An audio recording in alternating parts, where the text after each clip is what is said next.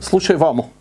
Zdravo, dragi moji prijatelji i prijateljki. Dobro dojdovte v ušte jedan podcast na Slušaj vamo so moja ta malenkost Janko Ilkovski za Republika.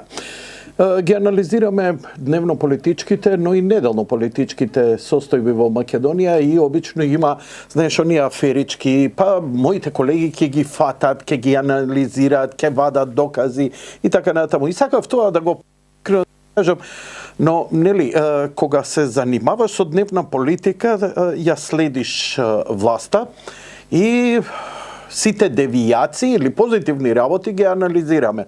Арно, ама се откажав од тоа. Зошто? Многу проста причина што нивните афери, скандали, криминали не се секојдневни, туку секој часовни. И просто човек не знае, стануваш добро утро, сркаш прво кафе, земаш вајпот и викаш, денеска што ли да отворам која страна?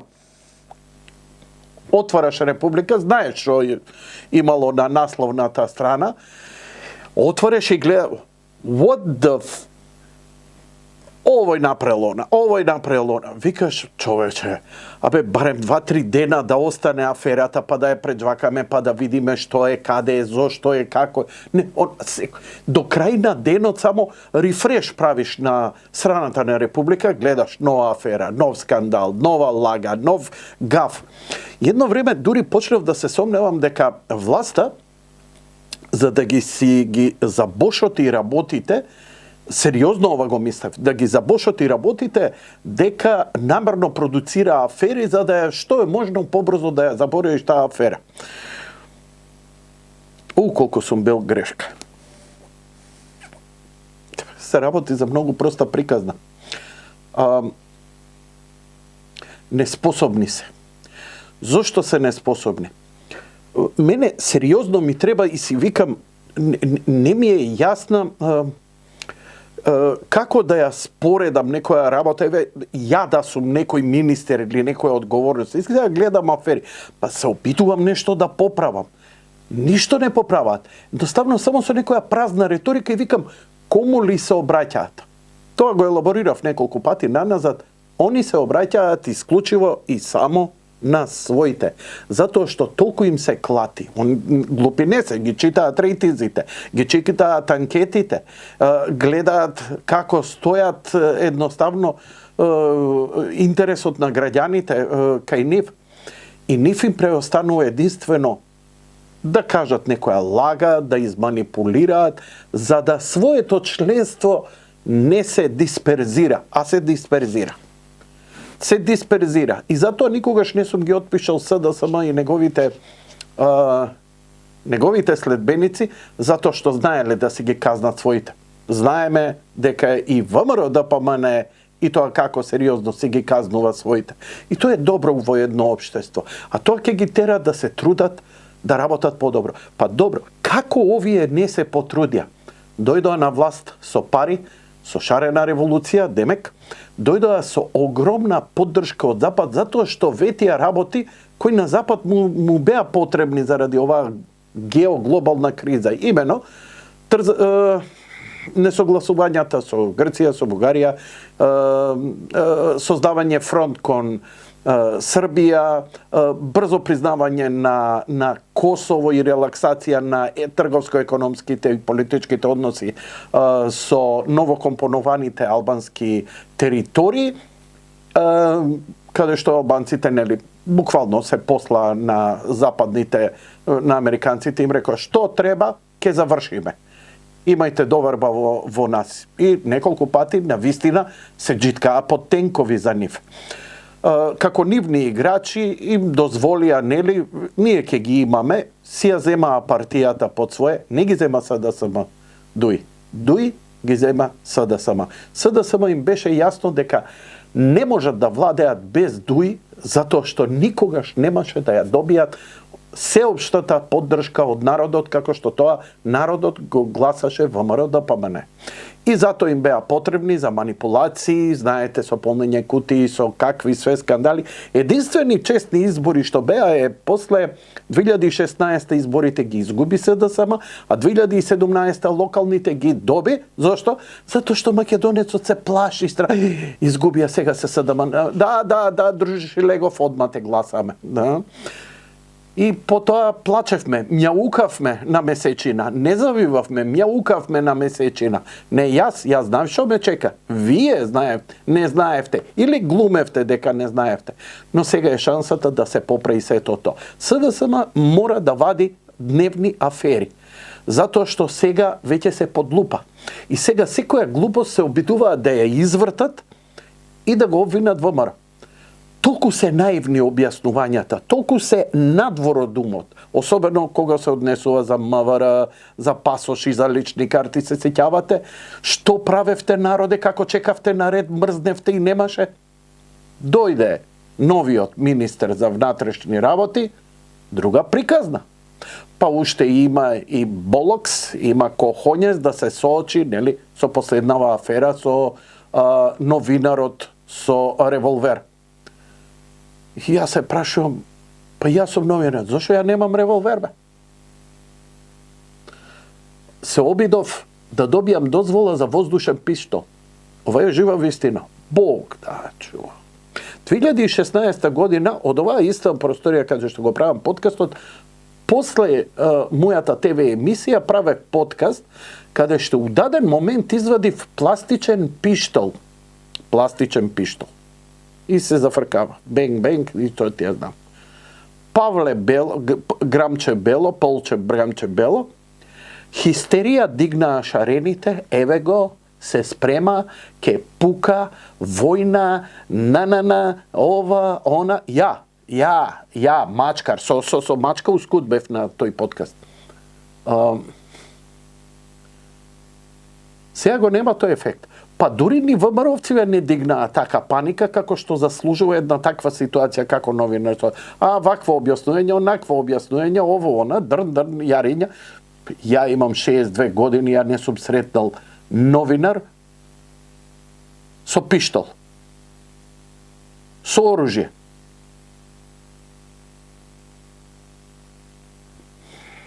И сега он треба да биде жртва, а вие да бидете леле теророт на ВМРО. Теророт на ВМРО, да, теророт на ВМРО. Достоинствени плати, кои траат од први до први. Работа, помалку иселување. Ниски цени, достапно секому на се за секого.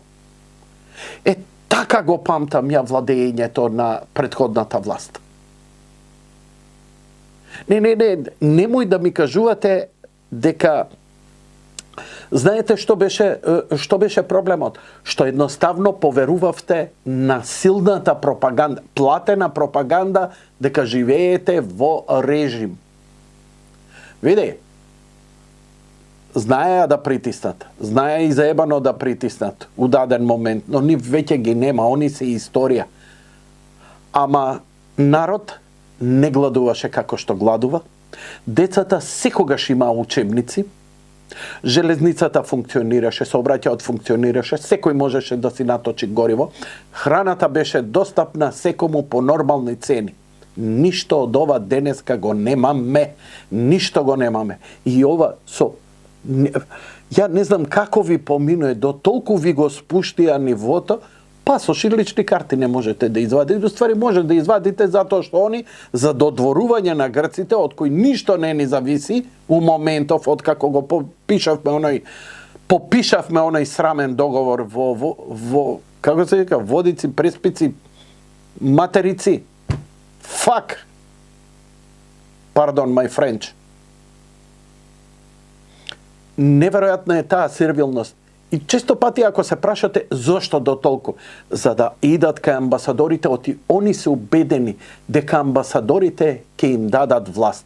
Ако они амбасадорите ги потапшаат по рамо, како што ги тапшаше амбасадорката од Кале, дека народот гаќите ќе му се стресат. Генерално да, ама повеќе не. Чудна работа, гледате како имаше притисоци од странскиот фактор да биде за СДСМ, дека ВМРО е вакво, такво, обстана. Го исмева лидерот Мицковски, ваков, таков, бил ово, она, остана принципиелен на се што кажа. Остана принципиелен. Еве, ми бил мене гостин 3, 4, 5 пати. Тоа што го кажал пред 5-6 години, не го сменил. Па човек сега ќе се замисли, може би не ми е најдобра неговата програма, ама ја не гледам подобра некој да ми понуди. Може би некој, ама ја ги гледам сите со флуидни ставови. Ставови кои зависат од каква е желбата у дадениот момент на одредена врхушка на некоја си европско, НАТО, западначка и така натаму. А они немаат агент да уништија Македонија или ово она. Они гледаат со кого можеме да работиме, со овој, окей, со вас работиме. И они осилени, чим странци се знаат, можеме да правиме што сакаме. Зошто може да прават што сакаат? Затоа што кој ќе му отиде на судијата, слушај, немој на црна листа да те стават. Ајде прави како што треба. Буквално, вулгарно, селски пазар, вака ја тераат политиката. И сега се што прават е harm reduction, сум го рекол 100 пати, тоа е да намалат штетата што е можно повеќе. Знаат дека ќе изгубат. Знаат дека ќе изгубат и ќе изгубат страшно. Работата е што нема да биде тоа доволно страшно. И пак ќе бидеме ние виновни. Тоа треба да биде страшно, под лупа да ги бараш во парламент колку се. У овој момент идеална работа за Македонија, идеална, ви велам дека идеална. ВМРО ДПМН да има двотретинско мнозинство. Коса ви се крева на глава, да. Затоа што барем во првите 4 години не ке можат да мрднат од програмата и од ветеното. И затоа што вака ги чека странскиот фактор да ги цеди ако не го исполнат или го извртат она што го ветиле. И затоа знаат дека ако не им се седи уште 8 години у опозиција, ќе мора да направат добри работи за земјата. И ќе направат заради тоа. Се сменија времињата, нема веќе шарена револуција. Не може ВМРО да си се вади како СДСМ затоа што некој тричко, политико, аналче, маналче или некој полче, белче протестира, остава кондори и сите сме се потресле. Помина времето. Детските болести ги прележавме. Веќе знаеме да препознаеме. Туку треба сериозно да ги срозиме и за наше добро, зборам срозиме во политичка смисла, во смисла на избори и само така ќе се направат добри и позитивни промени. Еве, гласајте за ВМРО ДПМН, нека има апсолутно мнозинство во парламент. Ја ви гарантирам дека ќе нема да имате усилба за 2 години да гласате за некој друг за да ја казните власта. И обично локалните избори кои ќе бидат за 2 години, они се казната за власта, или до година, пардон, се казната затоа што лошо работиле за првите година дена. И ја многу сум среќен што нема да бидам во новата влада првите година дена, оти да сум кафе кувар, ќе умрам од работа, а не дај Боже. Проектите што ги ветија, низ нос ќе им излезат колку работа имаат да завршат. Прво, да затнат септички јами овие што ни ги отворија. Второ, да довршат овие што не пипна. Значи, идејата, идеологијата нивна беше ништо да не се заврши од она што ВМРО ДПМН го почна и застана во 2016. 7 години, 11 километри автопат. Петровец Катланов, не е ни Скопје, Петровец Катланов, 11 километри. 7 години стојат, ништо не се прави. Вози македонскиот народ секој ден и немате гајле. Чекај, не сте ми јасни, бе, народе. Си го голтате тоа. И па после се чудите, затоа што ќутите, затоа што трпите, затоа што кога гласате не казнувате, тоа ви се случува. Остајте ги, бе, уште 8 години, ја ви гарантирам. Истиот автопат нема да биде завршен, Кичево Охрид нема да биде завршен, ни Google, ни Facebook, ништо нема да видите од инвестиции. Изборот е ваш. Слушај вам.